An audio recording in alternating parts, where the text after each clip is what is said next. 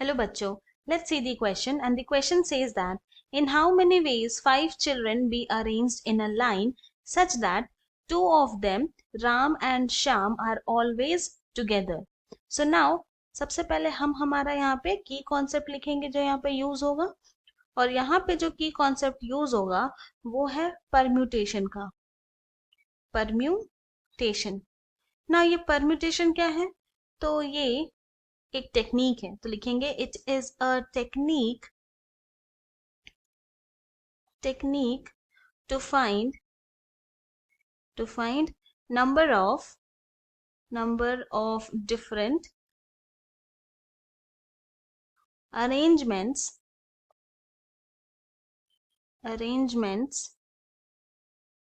when order of arrangements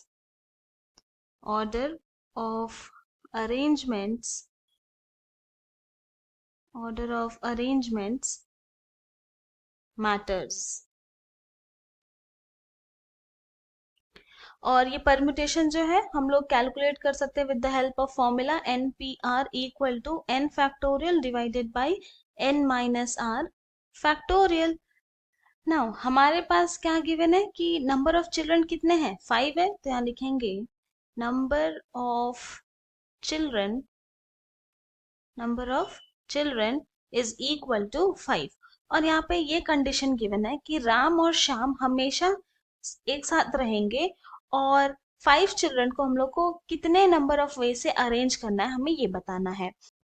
तो now अब suppose करते हैं कि ये हमारे पास 5 पोजीशंस है, और इन सारे पोजीशन में हर एक बच्चे को यहाँ पे असाइन करना है, मतलब उनको स्टैंड करना है।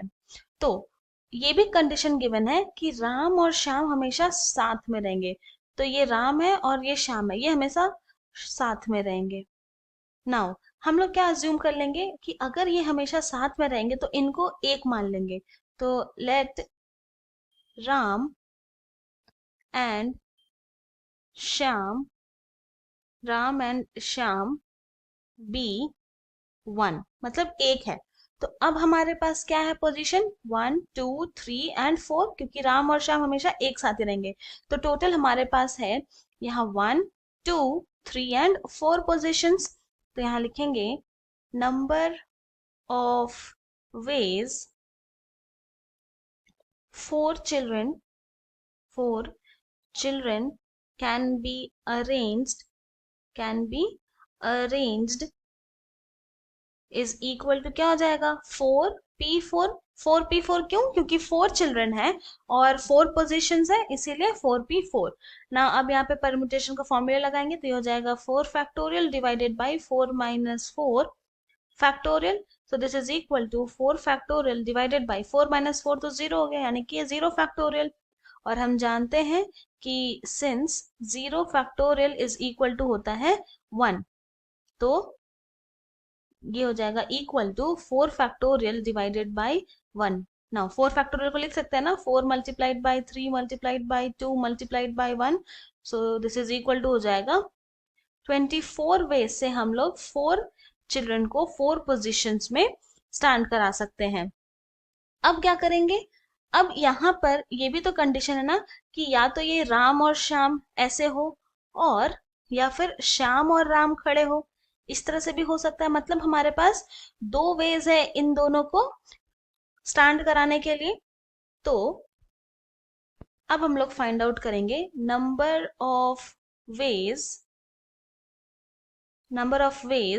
राम एंड श्याम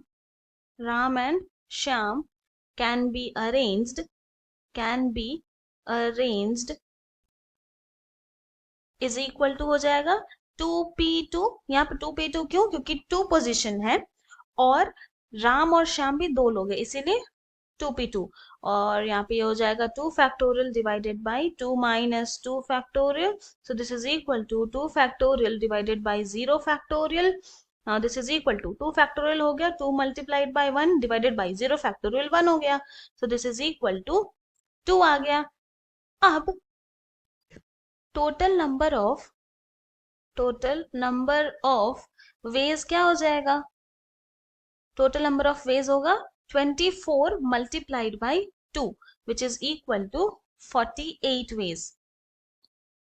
तो यानी कि क्या हो गया, पहले तो फोर बच्चों को अरेंज करें, उसके बाद जो राम और श्याम को हम लोग एक कंसिडर कर रहे थे उनको भी हम लोग फिर अरेंज कर दिए। तो यानी कि टोटल 48 वेज है हम लोग बच्चों को, 5 बच्चों को स्टैंड करा सकते हैं। तो देयरफॉर यहाँ लिखेंगे there are 48 ways, there are 48 ways can 5 children be arranged in a line such that Ram and Shyam